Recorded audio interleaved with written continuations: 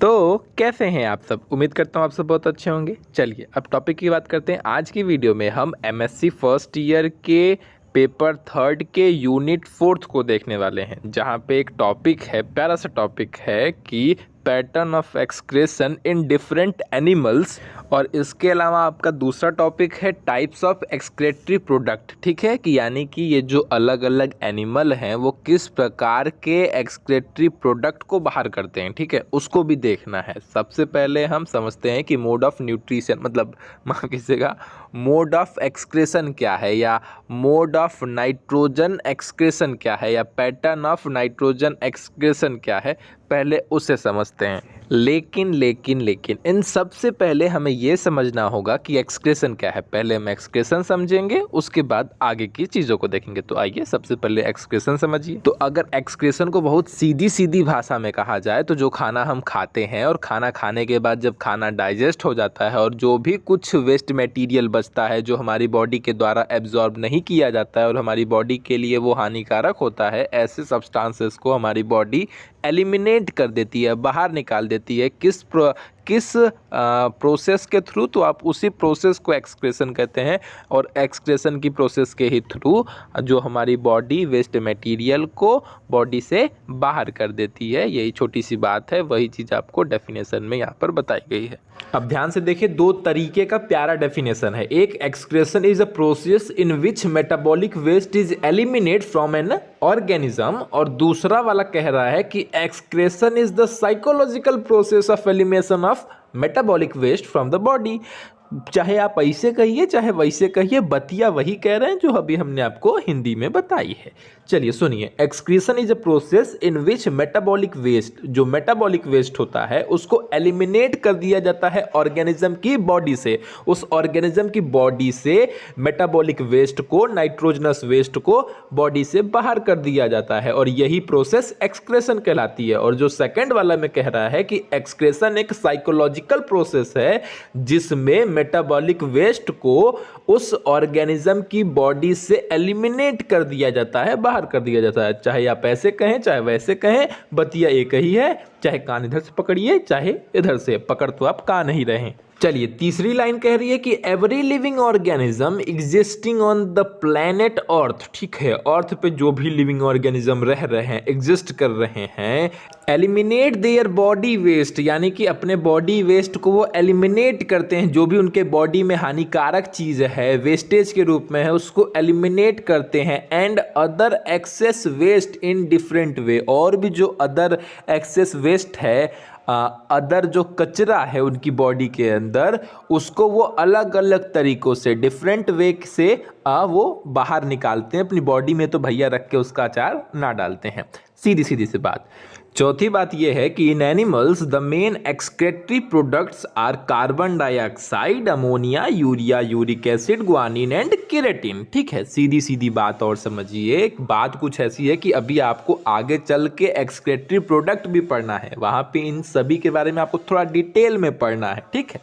लेकिन जानते रहिए कि मेनली जो एक्सक्रेटरी प्रोडक्ट के रूप में हमें जो चीज़ें मिलती हैं उसमें से खासकर अमोनिया, यूरिया, यूरिक एसिड और कार्बन डाइऑक्साइड देखने को मिलता है। ग्वानिन भी ग्वानिन और केराटिन भी है, लेकिन अगर मेनली की बात की जाए तो अमोनिया, यूरिक एसिड और यूरिया है और कार्बन डाइऑक्साइड है, ठीक है। तो ये क्या है? ये वो एक्सक्रेटरी प्रोडक्ट हैं जो भी एनिमल है वो नाइट्रोजनस वेस्ट को जो बाहर करता है वो इन फॉर्म में हमें प्राप्त होते हैं। यानी कि जो हम कचरा बाहर करते हैं एक्सक्रेशन की प्रोसेस के दौरान, उससे जो प्रोडक्ट मिलता है वो यही होते हैं। यही 3, 4, 5 प्रकार के जो लिखे हुए हैं, यही प्रोडक्ट हमें प्राप्त होते हैं। अब चलिए फटाक से समझ लेते हैं मोड ऑफ एक्सक्रेशन क्या है, ठीक है। तो चलिए आइए एक्सक्रेशन का तरीका देखते हैं, क्या एक्सक्रेट करते हैं वो देखते हैं। तो देखिए, तो mode of excretion based on the excretory product, 5 mode of excretion are known in animals. They are, कौन कौन से हैं ऐसे समझिए। मोड ऑफ एक्सक्रेशन 5 टाइप्स के होते हैं, 5 प्रकार के हैं। कौन कौन से है या 5 टाइप्स में डिवाइड किया गया है। 5 मोड में डिवाइड किया गया है। कौन कौन से? अमोनोटेलिज्म, यूरियोटेलिज्म, यूरिकोटेलिज्म, अमीनोटेलिज्म और ग्वानोटेलिज्म। ठीक है, ये 5 हैं जिनको आपने मेनली देखना है, ध्यान से समझना है। इन्हीं से आपके क्वेश्चन आते हैं, तो इन्हें हमें ध्यान से अपने अंदर बैठा लेना है। ठीक है, सीधी सीधी सी बात है, समझ में आ गई होगी। एक एक करके हम सबसे पहले बात करेंगे। सबसे पहले बात आएगी अमोनोटेलिज्म की। तो पहले हम इसे समझते हैं कि आखिरकार ये अमोनोटेलिज्म है क्या। बहुत आसान है, कोई कठिनाई नहीं है। जैसा नाम है वही चीज उसका एक्सक्रीटरी प्रोडक्ट है। यानी कि अमोनोटेलिज्म के अंतर्गत ऐसे ऑर्गेनिज्म आएंगे जो नाइट्रोजनस वेस्ट के फॉर्म में किसको बाहर करते होंगे? अमोनिया को बाहर करते होंगे। तो जैसे मतलब जितने भी ऐसे एनिमल्स हैं जो एक्सक्रीटरी प्रोडक्ट के रूप में अमोनिया को बाहर करते होंगे, वो आपको अमोनोटेलिज्म के अंतर्गत आएंगे। यूरियोटेलिज्म में ऐसे आएंगे जो यूरिया को बाहर करते हैं। यूरिकोटेलिज्म में ऐसे आएंगे जो यूरिक एसिड को बाहर करते हैं। अमीनोटेलिज्म में ऐसे आएंगे जो अमीनो एसिड को बाहर कर सकते हैं, मतलब करते हैं। और ग्वानोटेलिज्म में ऐसे आएंगे जो ग्वानीन को बाहर करते हैं। ठीक है, तो इसी मेनली 5 टाइप को हमें देखना है, प्यार से समझना है। सबसे पहले बात करते हैं अमोनोटेलिज्म की, आइए उसे देखते हैं। बाकी आपसे गुजारिश कि तनी कभी कभी अगर अच्छा लग जाए ज़िंदगी में तो थोड़ा मोड़ा शेयर कर दिया करिए, प्यारा सा बटन से लाइक कर दिया करिए। वीडियो देख के टाटा बाय बाय करके चले जाते हैं, कम से कम लाइक तो कर दिया करिए, बटन टिपने में काहे जाती है यार। आइए, आज बहुत मेहनत से याद करके लाइन बीच में बोला हूँ, वरना हम भूल ही जाता। हमको अंतिम में याद आता है, अंतिम तक कोई वीडियो ना देखता हमारा, हम काहे चिल्ला के फायदा होता है, इसलिए आज बीच में बोला हूँ। चालाकी, चलिए चालाकी हो गई, बीच बीच में से चिल्लाऊंगा हम रोज। अब देखते हैं कि अमोनोटेलिज्म क्या कह रहा है, समझ में आ गया होगा। अमोनोटेलिज्म के अंतर्गत ऐसे ऑर्गेनिज्म आते हैं जो एक्सक्रीटरी प्रोडक्ट के रूप में या नाइट्रोजनस वेस्ट के रूप में अमोनिया को बाहर करते हैं, उनको इस श्रेणी में अमोनोटेलिज्म में रखा गया है। तो देखिए, कुछ खास है नहीं, कुछ खास एक्सप्लेन करने की जरूरत नहीं है। The phenomena of the formation of excretory product in the form of ammonia is called ammonotelism. ठीक है, तो मैंने आपको बता ही दिया था कि वह घटना जिसमें एक्सक्रीटरी प्रोडक्ट का फॉर्मेशन अमोनिया के रूप में होता है वही अमीनोटेलिज्म या अमोनोटेलिज्म कहलाती है। और organism which excrete ammonia as the main excretory product are called ammonotelic organism. माफ कीजिएगा फंबल के लिए, अमोनोटेलिक ऑर्गेनिज्म। ठीक है, यानी कि ऐसे ऑर्गेनिज्म जो एक्सक्रीटरी प्रोडक्ट में आपका अमोनिया एक्सक्रीट करते हैं, ऐसे ऑर्गेनिज्म आपके अमोनोटेलिक ऑर्गेनिज्म के नाम से जाने जाते हैं। यानी कि वो अमोनोटेलिक एनिमल्स कहलाते हैं या अमोनोटेलिक ऑर्गेनिजम्स कहलाते हैं। ठीक, समझ में आ गई। चलिए, तीसरी लाइन कह रहा है कि ammonia is a highly toxic, मतलब हे भगवान, कंट्रोल उदय, कंट्रोल। ठीक, देखिए माफ कीजिएगा, माफी, अंतिम माफी है, पता नहीं कितनी गलती होगी। Highly toxic nitrogenous waste produce at the end of protein metabolism in the liver as a primary nitrogenous waste. हम अगर जल्दी ना करूं तो गलती ना होगा, बस जल्दबाजी में गलती होती है। तो यहाँ पे ये कहना चाह रहे हैं कि अमोनिया जो है वो नाइट्रोजनस वेस्ट तो है ही, जो प्रोड्यूस होता है मेटाबॉलिज्म के बाद, किसके? प्रोटीन के मेटाबॉलिज्म के बाद अमोनिया प्रोड्यूस होता है, जो कि एक हाईली टॉक्सिक नाइट्रोजनस वेस्ट है, बहुत ज़्यादा विषैला नाइट्रोजनस वेस्ट है। और ये बनता कहाँ पे है? लीवर में है। ठीक है, कहाँ बनता है? लीवर में। जब प्रोटीन का डाइजेशन हो जाता है तो प्रोटीन का एंड प्रोडक्ट जो होता है वो आपका अमोनिया होता है। ठीक है, समझ में आ गई? तो समझ तो गए ही होंगे, लीवर में इसका फॉर्मेशन होता है। तो यही प्राइमरी नाइट्रोजनस वेस्ट होता है। अब आपके मन में आ गया कि प्राइमरी नाइट्रोजनस वेस्ट से आपका क्या कहना है भाई साहब? यहाँ पे ये कहना है बहन जी कि यहाँ पे ये कहना है भैया कि ये जो अमोनिया है ये भी और भी मतलब टूटेगा या और भी सिंपलर में आएगा। अभी ये अपने प्राइमरी नाइट्रोजनस वेस्ट में है, यानी कि नाइट्रोजनस वेस्ट में भी ये अपने अभी प्राथमिक अवस्था में है, अभी और टूटेगा तो ये यूरिया में कन्वर्ट होगा। समझ रहे हैं ना, अभी किडनी में भी इसके बहुत सारे काम होंगे, अभी समझाई जाएगी आपको चीज़ें। तो इसीलिए बताया गया है कि अमोनिया एक हाईली टॉक्सिक है, इस फॉर्म में हम बॉडी से बाहर नहीं ना कर सकते हैं क्योंकि काफ़ी जहरीला है। कौन? अमोनिया, हम थोड़ी ना। तो इसका प्रोडक्शन लीवर में होता है जब प्रोटीन का मेटाबॉलिज्म हो जाता है, यानी कि प्रोटीन का डाइजेशन हो जाता है, उसके एंड में ये बनता है, ठीक है। और ये आपका प्राइमरी नाइट्रोजनस वेस्ट है। ये सारी चीज़ें आप समझ गए हैं।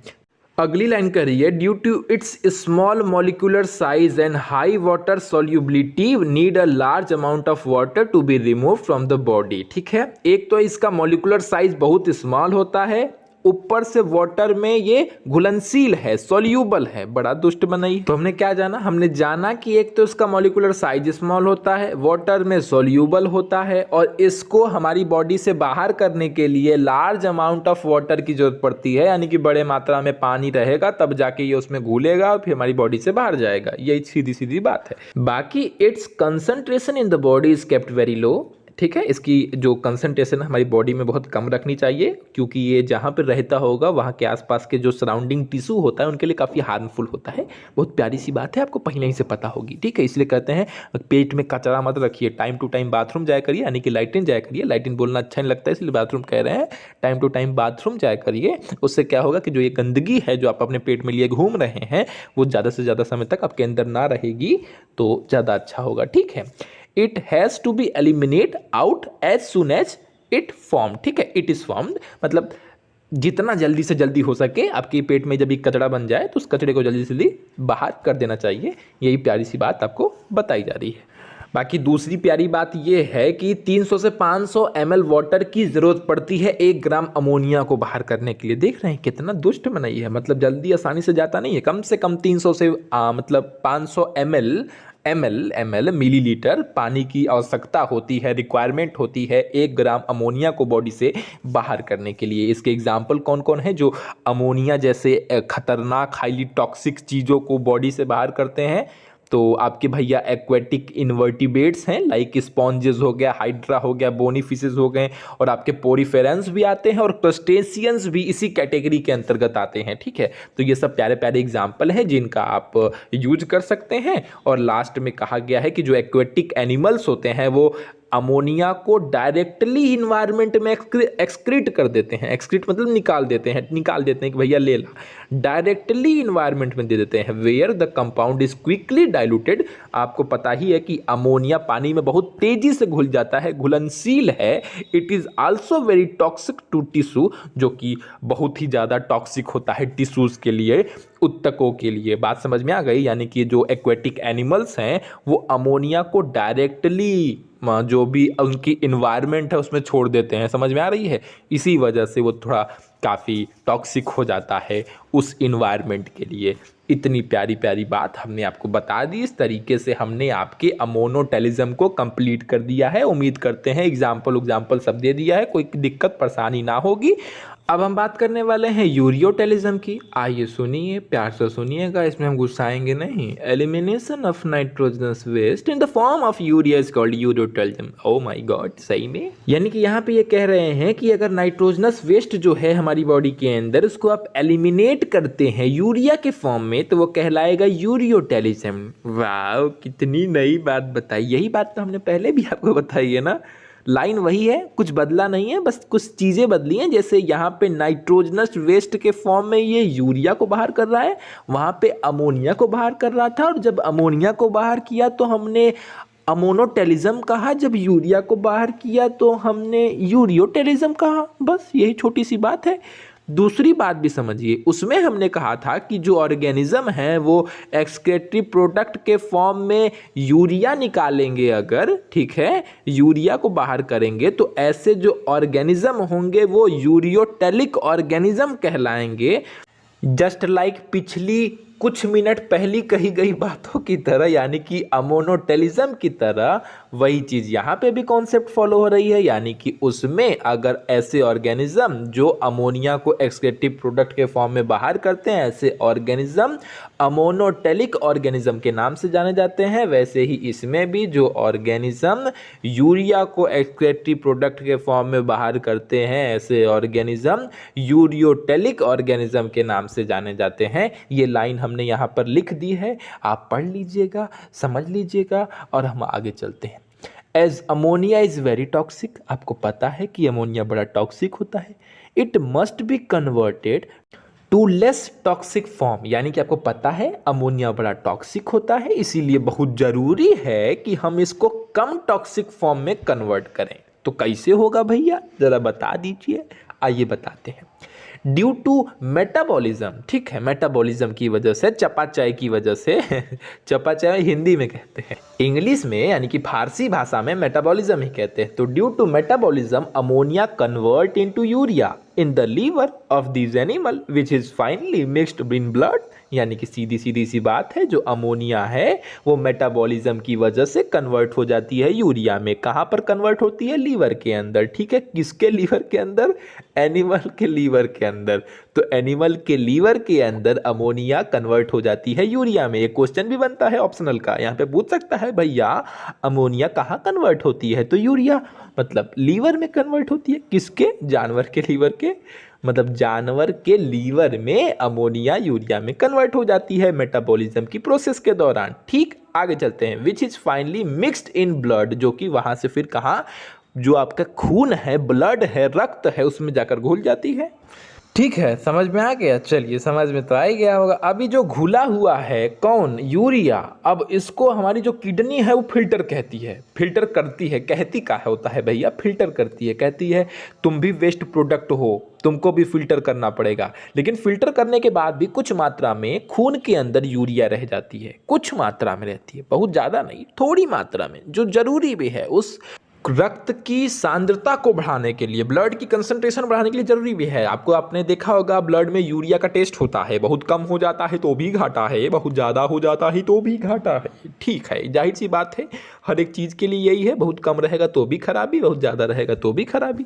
तो वो जो बचा खुचा यूरिया है जो आपकी किडनी में रह जाता है, रिमेन रह जाता है, वो आपकी उस किडनी की ऑस्मोलैरिटी को मेंटेन करता है, बाद में मेंटेन करने में हेल्प करता है। ठीक है, और ये जो यूरिया बचा है, जो खून, देखिए ऐसे समझिए, खून के अंदर यूरिया घुल चुका है, वो यूरिया को फिल्टर करने का काम आपका किडनी करती है। किडनी अच्छी मात्रा में यूरिया फिल्टर कर देती है, लेकिन कुछ ना कुछ मात्रा में ब्लड के अंदर छोड़ देती है, जो कि जरूरी भी है। ठीक है, जो टेस्ट होता है उसमें हम जब देखते हैं कि यूरिया की मात्रा बहुत ज़्यादा हो गई है ब्लड के अंदर, तो आप समझ लीजिए कि भैया अब आपकी किडनी धीमे धीमे डैमेज हो रही है, सही से फिल्टर नहीं कर रही है। अगर वो अपना सही तरीके से फिल्ट्रेशन करती तो ज़्यादा मात्रा में आपके ब्लड के अंदर यूरिया नहीं पाई जाती, क्योंकि वो ज़्यादा मात्रा में अगर पाई जा रही है तो इसका मतलब है कि आपकी किडनी सही से ब्लड को फिल्टर नहीं कर रही है। आप इसको समझाइए, काहे कि ये उसका मन बढ़ गया है, सही से फिल्टर नहीं कर रही है। और अगर फिल्टर सही से कर रही है तो आपके ब्लड के अंदर यूरिया बहुत कम मात्रा में पाई जाती है। ठीक है, बात समझ में आ गई होगी। चलिए, अब ये फिल्टर होने के बाद क्या होता है? फिल्टर होने के बाद इसी को ही यूरिन के रास्ते, यूरिन यानी कि पेशाब के रास्ते इसे बाहर कर दिया जाता है। यूरिया पेशाब के रास्ते बाहर कर दी जाती है। तो लिखा है the most crucial nitrogenous waste in human is urea which is released through urine. Urine के रास्ते, यूरिन के थ्रू इसे रिलीज कर दिया जाता है। Urea can be excreted at lower rate. जो यूरिया है उसको बहुत धीमी रेट पे एक्सक्रीट किया जाता है, बहुत धीमे धीमे एक्सक्रीट किया जाता है, ना कि तुरंत ऐसे पकड़े पूरा बल्टी पलट के यूरिया बाहर निकाल दिया। ठीक है, ऐसा कुछ ना है, धीमे धीमे धीमे धीमे धीमे धीमे धीमे धीमे निकाल दिया जाता है। उसके अलावा urea is soluble in water, water में घुलनशील होता है यूरिया आपका, और स्टोर इन डिजॉल्व फॉर्म, घुले हुए फॉर्म में स्टोर रहता है, उसे ही हम यूरिन कहते हैं। इसी यूरिन को हम बाहर निकाल देते हैं अलग अलग साधन के माध्यम से। ठीक है, अब समझिए, about 50 ml of water is required for 1 gram urea, यानी कि सीधी सीधी सी बात है 50 to 70 ml वाटर की जरूरत होती है 1 ग्राम यूरिया को बाहर निकालने के लिए इसीलिए कहा जाता है भारी मात्रा में, अच्छी मात्रा में पानी पीजिए, नहीं तो भैया दिक्कत हो जाएगी। ज़्यादा से ज़्यादा पानी पिएंगे तो ज़्यादा से ज़्यादा मात्रा में आप बाथरूम जाएंगे तो अच्छी मात्रा में यूरिया की क्वांटिटी बाहर निकल जाएगी, वरना यूरिया आपके किडनी में इकट्ठा होगा तो जब कभी जांच कराते हैं तो पता चलता है कि भैया यूरिया बढ़ा है, देही में यूरिया बढ़ गया है, यूरिक एसिड भी बढ़ता है, ऐसा कुछ ना है, सब कुछ बढ़ जाता है। तो उम्मीद करते हैं सारी चीज़ें समझ में आई होगी, और अगर कुछ ज़्यादा होगा तो छोटा बच्ची समझ के माफ़ कर दीजिएगा। अगली लाइन यानी कि इसके एग्जाम्पल को भी समझ लीजिए। तो एग्जाम्पल क्या है इसके? एग्जाम्पल है टेरेस्ट्रियल एनिमल्स, ठीक है। टेरेस्ट्रियल यानी कि जमीन पर रहने वाले animal like frog, turtle, toads, mammals, marine fishes, mammals भी तो आएंगे इसी में, स्तनधारी हम लोग भी तो आएंगे। मतलब इंसान क्या बाहर करते हैं? इंसान यूरिया बाहर करते हैं। समझ में आ गई बात? ठीक है, चलिए। और कुछ मैराइन फिशेस भी करती हैं, टर्टल भी करते हैं, फ्रॉग भी करते हैं, सब के सब क्या करते हैं? यूरिया बाहर करते हैं। उम्मीद करता हूँ यहाँ तक चीज़ें समझ में आई होगी। तीसरा टॉपिक है यूरिकोटेलिज्म, इसको भी समझ लीजिए। यूरिकोटेलिज्म में क्या होता है? The process of excretion of nitrogenous waste in the form of uric acid is known as the uricotelism. वही बात, वही चीज़, वही कही जा रही है कि अगर वह प्रोसेस जिसके थ्रू नाइट्रोजनस वेस्ट के फॉर्म में यूरिक एसिड को बाहर किया जाता है वो यूरिकोटेलिज्म कहलाता है, और जो एनिमल नाइट्रोजनस वेस्ट के फॉर्म में यूरिक एसिड को बाहर करता है वो यूरिकोटेलिक एनिमल कहलाता है। ठीक है, ये दोनों बातें वैसी ही हैं जैसी इससे पिछले और उससे पिछले वाले में भी थी। ये दोनों बातें, ये दोनों लाइन उनमें भी है, इनमें भी है और उनमें भी थी। बाकी खास बात यह है कि this whole process takes place with the loss of minimum water. ये पूरी प्रोसेस कम से कम पानी खर्चा करके हो जाती है, बहुत बहुत बहुत बहुत कम से कम पानी खर्चा करके ये पूरी प्रोसेस बीत जाती है। More over since uric acid is not readily soluble in water, ठीक है, यानी कैसे समझिए कि जो आपका यूरिक एसिड है वो पूरी तरीके से वाटर में घुलनशील नहीं है, बहुत थोड़ा मोड़ा है, या कह सकते हैं ये नहीं है। ठीक है, द एक्सक्रेमेट सॉरी कहाँ चली गई पूरी लाइनिया भटक गई यार। The excrements from pasty white suspension, यानी कि ऐसे समझिए ये तो वाटर में तो खास कोई सोल्यूबल है नहीं, इसी वजह से ये जो सस्पेंशन बाहर करती हैं, एक्सक्रीट करती हैं, वो पेस्ट के, वाइट पेस्ट के फॉर्म में करती हैं। चिड़िया का बाथरूम देखे हैं ना, कैसा होता है? वाइट वाइट करके ना पूरा कपड़ा गंदा कर देती है, पूरा गाड़ी गंदा कर देती है, पूरा घर द्वार गंदा कर देती है। तो बस यही वाला जो पार्ट है वाइट पेस्ट के फॉर्म में वो अपना सस्पेंशन बाहर करते हैं, बस उसी की बात कही जा रही है, क्योंकि उसके एग्जाम्पल भी इसी के अंतर्गत आते हैं। इसके एग्जाम्पल कौन कौन से हो गए? आपके रेप्टाइल्स हो गए, आपके बर्ड्स हो गए, आपके इंसेक्ट्स हो गए। ये सब क्या है? ये सब आपके यूरिकोटेलिक एनिमल्स के अंतर्गत आएंगे। ठीक है, तो ठीक है, हम भी समझ गए। तो ये तीन मेन था, इसको आपने समझ लिया। इसके अलावा जो बच गया है उसे हम अगली वीडियो में प्यार से देख लेंगे, क्योंकि इससे ज़्यादा वीडियो अगर लंबी हो जाती है तो हमको बहुत बड़ी भीख मांगनी पड़ती है इस वीडियो को डालने के लिए। तो ठीक है, टाटा बाय बाय। वीडियो पसंद आएगी तो प्यारा सा लाइक, शेयर, सब्सक्राइब, सुंदर सा कमेंट। Tata bye bye.